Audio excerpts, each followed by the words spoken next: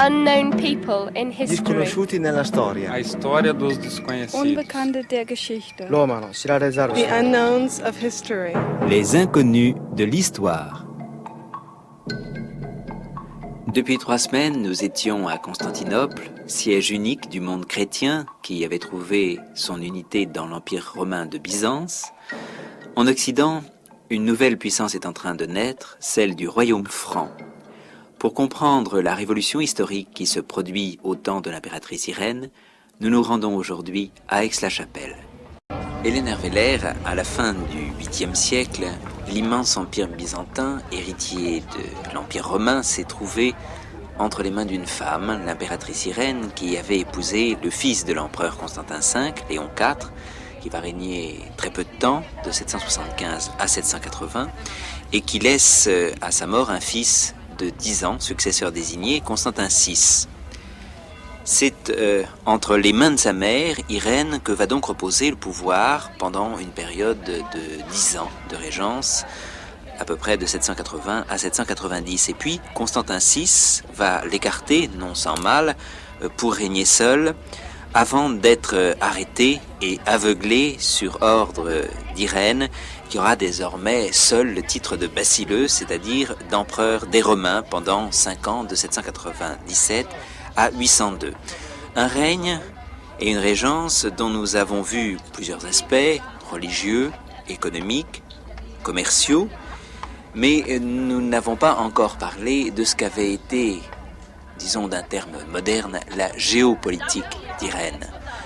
D'autant que dans cette deuxième moitié du 8e siècle, l'Empire byzantin n'est plus seul probablement à régner sur l'ensemble du monde occidental et oriental, comme c'était le cas auparavant.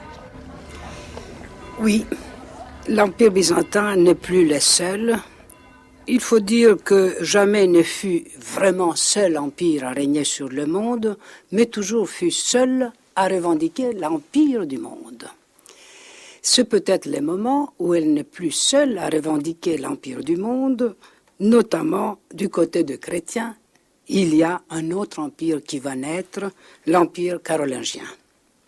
Mais la géopolitique, comme vous disiez, d'Irène, ne se contente pas seulement d'avoir une réaction face à l'autre empire chrétien, à l'empire d'Occident.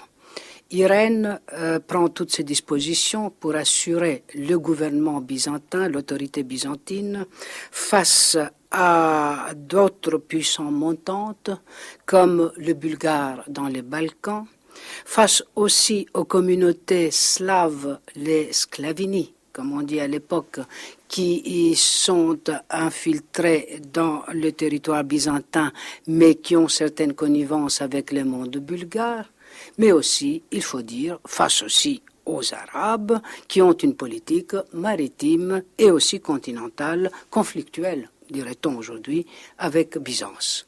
Donc voilà les 3 grands axes dans lesquels Byzance agit à l'époque considérée. L'Orient avec les Arabes, le Nord avec les Bulgares et éventuellement les Slaves. Quelques années après, il y aura les Russes qui vont se manifester dans ces secteurs-là de la mer du Pont-Euxin, surtout, mais aussi les problèmes occidentaux, c'est-à-dire les problèmes italiens.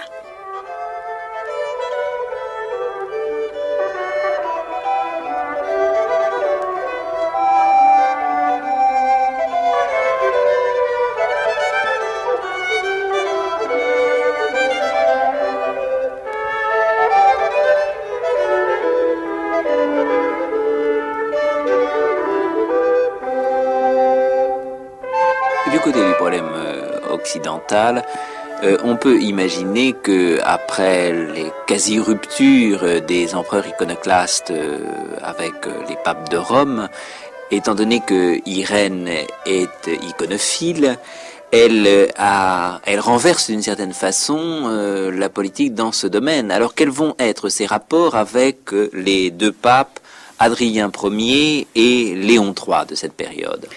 Voilà, le milieu du siècle, c'est Constantin, toujours l'iconoclaste copronyme qui est empereur à Byzance. Il y a une grande évasion en Italie et contre l'Italie byzantine, ce sont les Lombards qui s'y installent et qui entraînent par leur réussite la disparition de l'exarcat de Ravenne. Ravenne qui fut, ne fût-ce que par ses monuments de l'époque de Justinien, un des centres culturels, politiques et militaires de l'Empire parmi les plus importants. Donc une grande émotion de la part de Constantinople, sans pouvoir pour autant agir contre eux, étant donné que l'Empire, à ce moment, comme vous avez dit, se préoccupe de problèmes iconoclastes, iconodoules, et elle a détérioré ses rapports avec la papauté, qui pouvait être un élément de mobilisation contre les Lombards à ce moment. Donc voilà que le milieu du 8e siècle trouve Byzance absolument diminué dans son effort contre les Lombards. La papauté, qui a vu une partie de son territoire du diocèse de Rome, je veux dire, être détachée par les empereurs iconoclastes pour être donnée au patriarcat de Constantinople. Rome fut dépouillée de toute la province d'Illyricon, comme on disait, c'est-à-dire des Balkans, qui se rattache à Constantinople, au patriarcat de Constantinople à ce moment. Elle s'est vue aussi chargée d'une série de nouvelles impositions. Elle s'est vue de toute façon maltraitée parce que justement Iconodoule, elle aussi comme toutes les provinces occidentales de l'Empire, eh bien, se trouve maintenant sous le coup de Lombards. Bien entendu, elle est obligée, le souverain pontife est obligé de chercher des alliances nouvelles. Où chercher ces alliances nouvelles ailleurs que chez des puissantes montantes chrétiennes, bien entendu, en l'occurrence chez les Francs. Nous avons en 754, je crois, un voyage exceptionnel, c'est-à-dire le déplacement d'un pape à la cour franque. Pour rencontrer Pépin le Bref. Exactement, pour rencontrer Pépin le Bref. Donc, il y a par ces gestes une reconnaissance d'une puissance nouvelle, d'une autorité nouvelle, qui est appelée à agir dans le monde italien qui jusqu'alors était une chasse gardée byzantine en ce qui concerne les puissances chrétiennes. Donc déjà au milieu du siècle, nous voyons un facteur nouveau agir, c'est celui de carolingien en Italie. Il y aura une précipitation. Parce que, indépendamment de rapports d'Irène ou de Constantin avec tel ou tel pape, il faut dire que les Byzantins veulent absolument instaurer et restaurer leur puissance en Italie qui leur donne avec la côte dalmate, le contrôle de la côte dalmate, la possibilité du contrôle de tous les commerces qui unissent Venise avec la mer Méditerranée. Il faut de toute façon contrôler les détroits d'Otranto, de Bari, pour pouvoir justement être le maître de l'Adriatique, donc du golfe de Venise, du commerce de l'Europe centrale par Venise vers la Méditerranée. Donc Byzance a tout intérêt d'instaurer et de garder son autorité en Italie. Comment le faire? Évidemment, on essaye d'abord de passer des accords avec les Lombards eux-mêmes. C'était une attitude absolument naturelle. On ne réussit pas et on se retourne vers la puissance montante, les Francs. Parce que pour eux, le pape n'est rien d'autre que quasiment un fonctionnaire byzantin encore. Donc on ne peut pas se tourner vers le pape pour faire ceci ou cela. On s'imagine nullement ce que le pape sera après. Donc pour eux, l'interlocuteur n'est toujours que celui qui a les armes, d'une certaine manière. Les Lombards, ce n'est pas le cas, on ne réussit pas, on se tourne vers le franc.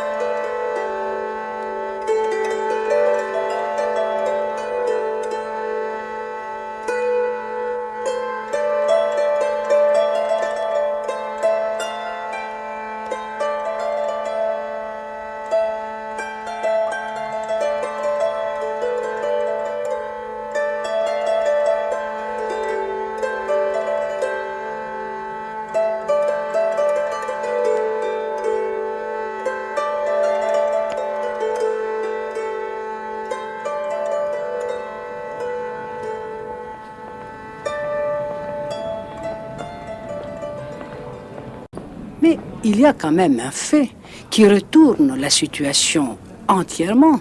C'est malgré tout l'attitude pontificale face à Constantinople, non pas du tout face au patriarcat de Constantinople, mais face à l'empereur lui-même.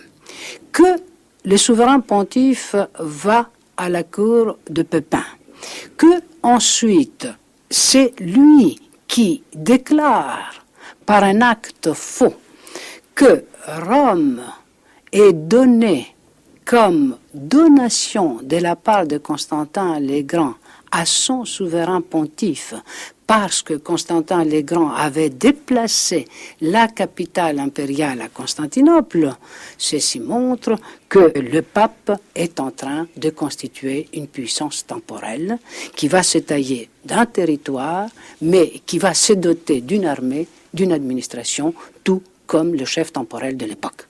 Donc voilà ce qui arrive indépendamment de toute la vision byzantine à se faire progressivement à Rome. C'est au nom justement de l'importance des Byzances que le Rome devient un État. Est-ce qu'à l'époque, au 8e siècle, on en est, comme au 5e siècle, aux 5 patriarcats?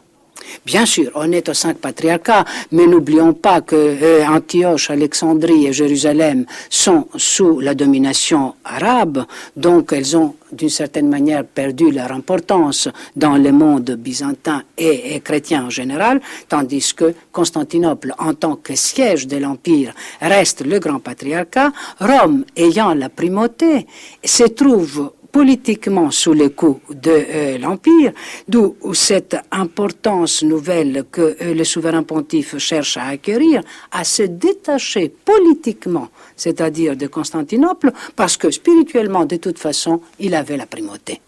Donc, ce sont surtout les agissements de Rome, Rome pontificale, qui inquiètent Byzance, pas d'une mesure extraordinaire pour le moment. Jusqu'au moment où, sous Irène, justement, on arrive au fait exceptionnel, c'est-à-dire au couronnement d'un roi franc comme empereur à Rome même par le souverain pontife à Noël de l'année 800.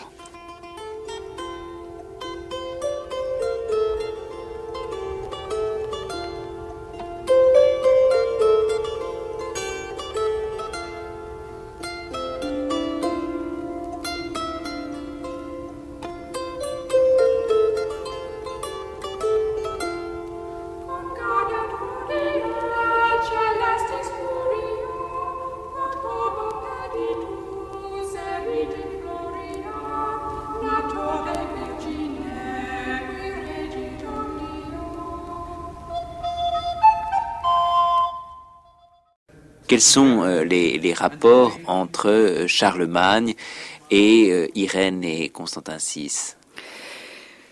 Voilà, Charlemagne, c'est une figure quand même que les Occidentaux ont vue d'une manière, les Byzantins d'une autre. Il faut dire que pour les Byzantins, Charlemagne n'est qu'un Megas Karolos, c'est-à-dire un Charles le Grand, mais par rapport au petit roi franc de l'époque.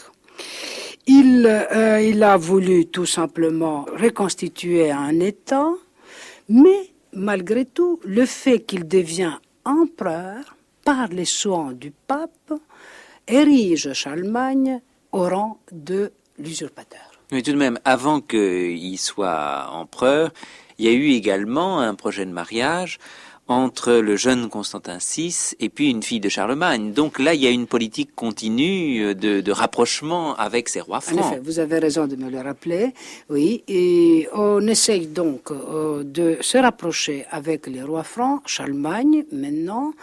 Et évidemment, ce mariage de Constantin VI, éventuel, avec Rothrude, la fille de Charlemagne, ça pouvait être un fait exceptionnel dans la mesure où cette alliance serait une alliance aussi politique et éventuellement militaire.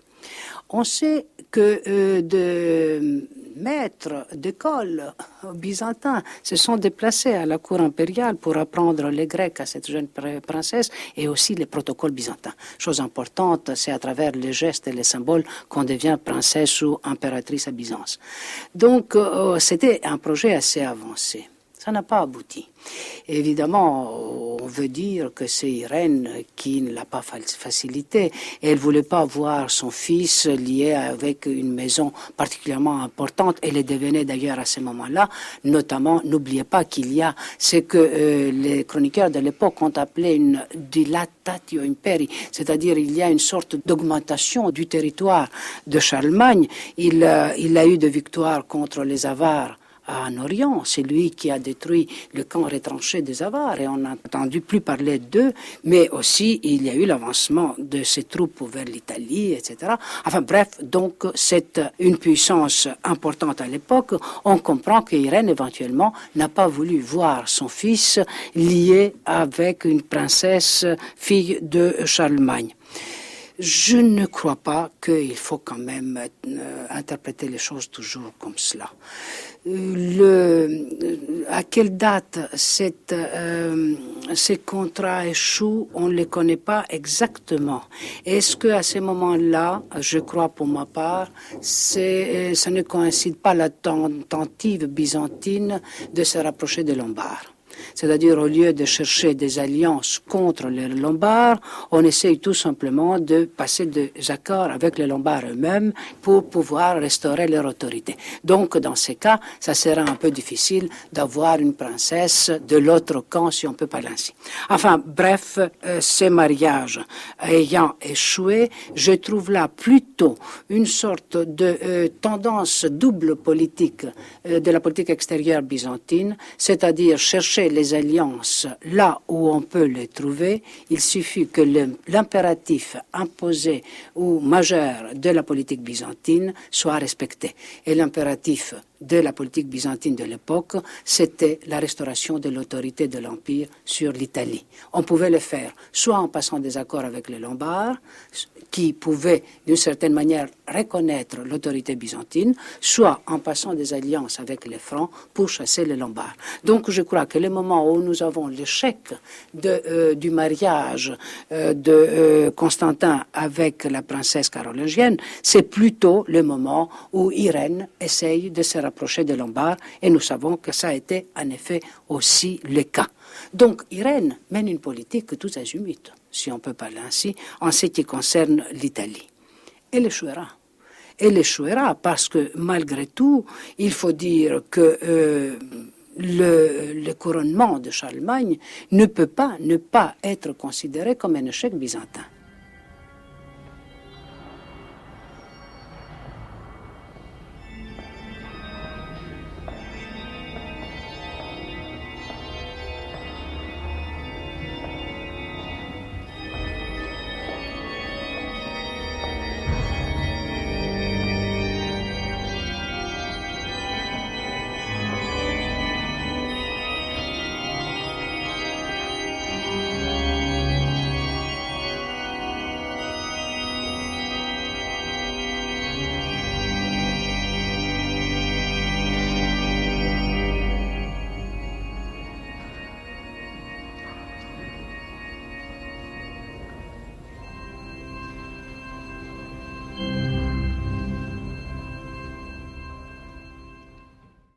Dans les 5 dernières années du siècle, à partir de 795, le pape à Rome est Léon III.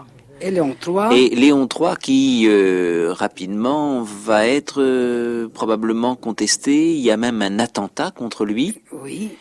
Et pour le restaurer, il est mis en cause. On parle même d'un jugement. Et il fait appel justement au roi franc Charlemagne pour le restaurer sur le trône pontifical. Voilà. Alors ça c'est encore si vous le permettez, la petite histoire. Et non pas l'impératrice. Il ne fait pas appel à l'impératrice de Byzance. Justement. Alors parce que malgré tout, c'est le moment où, comme je vous disais, la papauté a sa politique à elle de son côté, c'est-à-dire le souhait qui est vraiment une réalité à l'époque où nous sommes de la constitution d'un État temporel.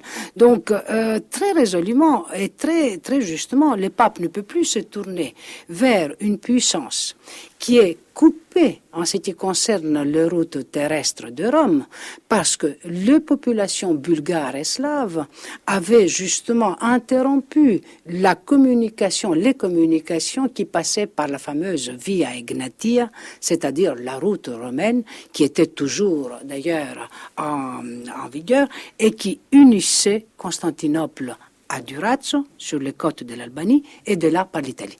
Donc Constantinople ne peut pas se porter au secours d'une papauté menacée par les Lombards, d'ailleurs, à ce moment-là. Maritimement, la politique arabe du Règne n'a pas réussi tout à fait. On sait que le souverain pontife, qui prend des dispositions contre le commerce avec les Arabes, n'est pas suivi par les chrétiens. C'est comme cela d'ailleurs que la dépouille de Saint Marc d'Alexandrie arrive à Venise. Il y a des commerçants vénitiens qui commerçaient avec les Arabes à Alexandrie et qui ont pu dérober le corps de Saint Marc. Donc la papauté, tout à fait politiquement éveillée, se tourne vers la puissance du lieu, si on peut parler ainsi, et qui est prête, presque comme État, pays frontalier, de se porter à son secours. Donc vraiment, l'alliance de Rome avec Charlemagne à ce moment-là, c'est quasiment naturel, je dirais. Est-ce que c'est Léon III qui a imaginé de couronner Charlemagne empereur d'Occident à Noël 800, ou est-ce que ce projet vient de Charlemagne? Eh bien, ce n'est pas le texte qui va vous répondre, mais je suis intimement convaincu que c'est Léon. Parce que pour Charlemagne, qu'est-ce que ça allait présenter, tout cela? Il avait déjà le pouvoir. Son biographe Génard nous dit qu'il vivait à la manière franque. Il s'habillait à la manière franque. Il a voulu même, dans son mouvement de réforme, comme vous savez, de lettres et des écoles, comme on dit aujourd'hui, faire une sorte de corpus de chants francs qui était chanté par ses armées. Et on a même parlé d'une grammaire de la langue nationale qu'il avait commandée. Ce n'est pas du tout un romain, c'est le grand chef du peuple franc qui, à ce moment-là, il contrôle le nord de la Gaule, il arrive jusqu'au Danube par son extension et il voit beaucoup plus ce qui se passe au nord encore de son propre territoire. Je vais parler des Normands qui vont apparaître quelques années après. Alors que signifie cette couronne impériale que Léon III pose sur la tête de Charlemagne? Voilà, ça je crois que c'est justement ce que j'aurais appelé non pas du tout l'émancipation de l'Occident carolingien, mais l'émancipation de Rome face à Constantinople. C'est Rome catholique pontificale qui tourne le dos à Constantinople et qui, sachant exactement la portée des symboles, sachant exactement la portée de l'idée romaine impériale pour le fondement et l'existence même de l'Empire d'Orient, c'est-à-dire de Byzance, fait le geste le plus sacrilège qu'on pouvait faire, c'est-à-dire donner la couronne, le chrisme, le sacrement, et appeler empereur quelqu'un d'autre que celui de Constantinople.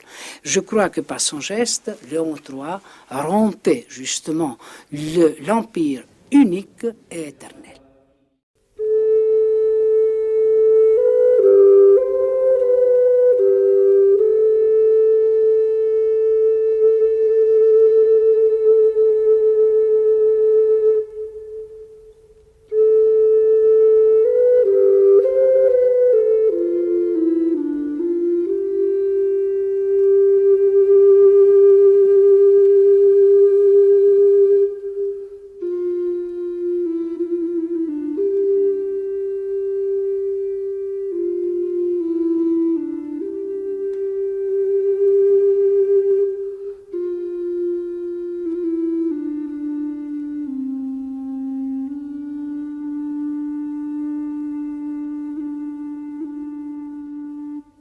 Alors c'est un schisme politique. Il y a toujours une seule Église du Christ pour l'instant, mais il n'y a plus un seul État chrétien. c'est un schisme politique qui deviendra un schisme aussi ecclésiastique, et c'est ça qui est très intéressant. Et en effet, l'Église est une, parce que ce n'est pas le patriarcat qui a réagi. C'est même pas, je dirais, encore Constantinople en tant qu'empire. Parce que Charlemagne, qui n'était pas tellement impliqué dans toutes ces affaires, du moins je les crois, a pris un titre assez étonnant. Il était empereur, mais pas du tout empereur des Romains. Il était empereur qui gouvernait l'Empire romain, comme s'il était délégué par quelqu'un pour gouverner l'Empire romain. Et il a déployé un effort extraordinaire pour être reconnu par Constantinople. Parce que pour Charlemagne, pour les Francs, l'Empire, c'est Constantinople. C'est d'elle qui partent les empereurs, de sorte que quand les Byzantins ont parlé du fameux mariage entre Irène et Charlemagne... Il y a eu un véritable projet? Je ne crois pas. Je crois que tout simplement ils ont... On dit qu'en 802, Charlemagne a envoyé des ambassadeurs à Constantinople pour proposer justement ce mariage à Irène. Mais on ne le dit pas, c'est écrit tout à fait, le seul auteur... C'est Théophane qui est le seul à en parler tout de même, alors on conteste un petit peu son témoignage. Mais comme vous savez, Théophane, je vois que vous connaissez très bien les auteurs byzantins. Théophane est contemporain des événements. Tandis que tous les autres, enfin, écrivent après. Donc, notamment, il dit que celui qui fut couronné par, etc., les papes, et qui était justement ouant de tête au pied du chrisme, a envoyé des émissaires pour demander la main de l'impératrice Irène. Ça, il est dit tout à fait. Mais je crois que dans leur conception, il y a une chose très simple pour Byzance. S'il y a un empereur ailleurs, ça veut dire qu'il veut être empereur à Constantinople. On ne pouvait pas être empereur ailleurs. Donc, pour que Charlemagne soit empereur de Constantinople, il y avait deux moyens. Soit de prendre ses armées pour attaquer Constantinople, soit de prendre l'impératrice régnante à Constantinople. Donc, il n'y avait pas question qu'Irène aille à Aix-la-Chapelle. C'était la question pour les Byzantins, c'est que Charlemagne s'installait à Rome, la seule Rome politique existante, c'est-à-dire Rome nouvelle, c'est-à-dire à Constantinople. Donc, si le projet de mariage existait, c'était la récupération de Charlemagne sur le trône de Constantinople, et pas le contraire. Alors, ce projet n'a pas eu lieu, l'histoire a pris un autre cours, car en fait, c'était les derniers mois du règne d'Irène qui a été écartée du pouvoir par une conjuration. Alors on pourrait rêver, l'histoire aurait été complètement différente, voire opposée, si Charlemagne avait épousé Irène et si Charlemagne était devenu à la fois empereur d'Occident et empereur d'Orient. C'était l'unité retrouvée. Quel bel rêve pour les Occidentaux que nous sommes à l'heure actuelle, pour l'orthodoxe que je suis. Quel bel rêve. Mais il faut dire qu'il y avait un empêcheur pour tourner en rond. Je crois que c'était les souverains pontifes. Je crois que le vrai schisme, à ces moments, passe entre les deux églises et non pas du tout entre les deux empires. La terre européenne était assez grande pour que les deux autorités se partagent le pouvoir, sinon le titre. Mais quand même, là où vraiment la différenciation s'établit, là où les traditions se tournent le dos et vont à reculons, si on peut parler ainsi, ce sont les traditions chrétiennes. C'est quand même significatif que quelques années plus tard, ça sera le premier schisme entre les deux églises où... Il faut le dire, ces deux églises n'ont plus de personnes qui parlent la même langue. Le latin est absolument oublié à Constantinople et le grec est absolument abandonné en Occident. Donc, même l'incompréhension linguistique joue, elle s'ajoute à un tas d'autres différences de traditions dans la chrétienté, dans la liturgie. L'iconoclasme est encore une preuve, de sorte qu'on peut dire, sans risque de se tromper, qu'à ce moment-là, la chrétienté est scindée en deux parties, dont chacune a suivi ses propres traditions culturelles. Elles se reconnaissent encore dogmatiquement, pas pour longtemps, et de toute façon, elles seront meurtries de telle manière lors de la puissance montante militaire et économique de l'Occident. je vais parler de croisade, quand l'Occident se tourne vers l'Orient, que vraiment le divorce sera avant tout ecclésiastique et religieux et non pas du tout politique.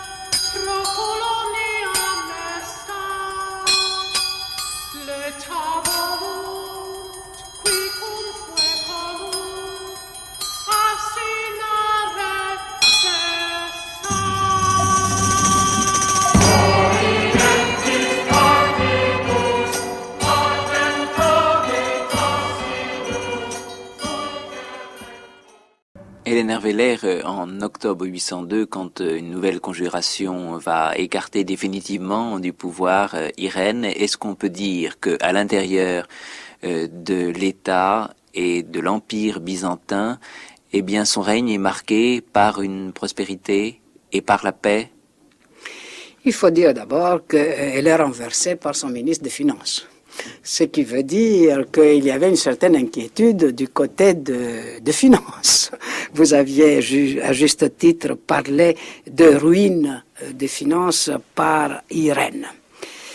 Bien sûr, Irène elle reste toujours comme la restauratrice de l'orthodoxie.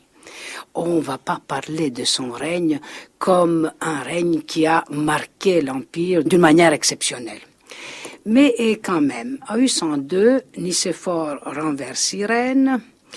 Il est quand même battu d'une manière vraiment désastreuse par les Bulgares. C'est assez intéressant de les souligner. Ce qui montre que la politique d'Irène n'était pas si bête en ce qui concerne la grandeur de l'Empire.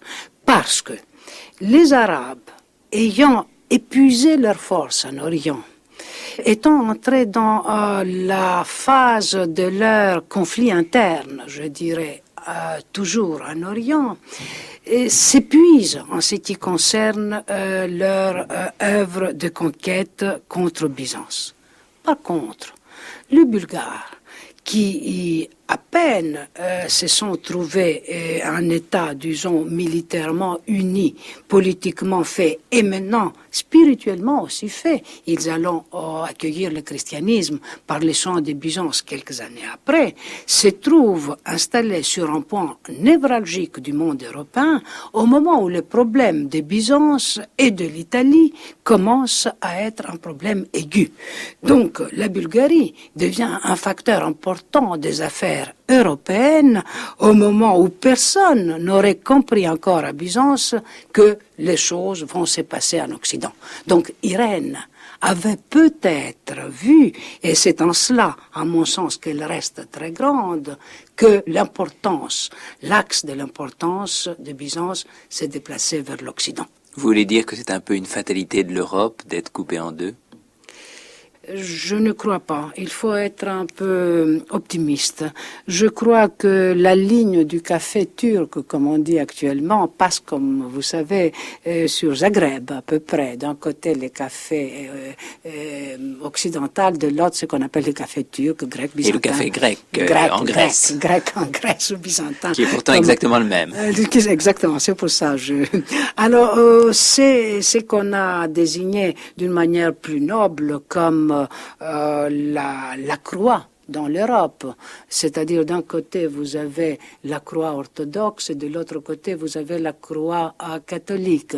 On pouvait dire aussi que d'un côté vous avez le peuple de l'hellénisme et de l'autre côté vous avez le peuple de la latinité. Et ce sont quand même les Byzantins qui ont christianisé leur monde oriental, de l'Europe orientale. C'est le pape qui a christianisé l'Europe du Nord. Trop de choses, en effet, sont propres dans chaque partie et enracinées dans des traditions très nobles chaque fois. Il y a quand même un grand message qui est commun, c'est-à-dire la civilisation gréco-romaine et la vraie foi chrétienne Je crois en Europe, c'est-à-dire en Europe qui aura la foi telle que nous la concevons. Je ne veux pas dire seulement chrétienne à l'heure actuelle, mais enfin une foi, disons, et elle aura aussi quand même cette sagesse de se retrouver étant d'une certaine manière gréco-romaine.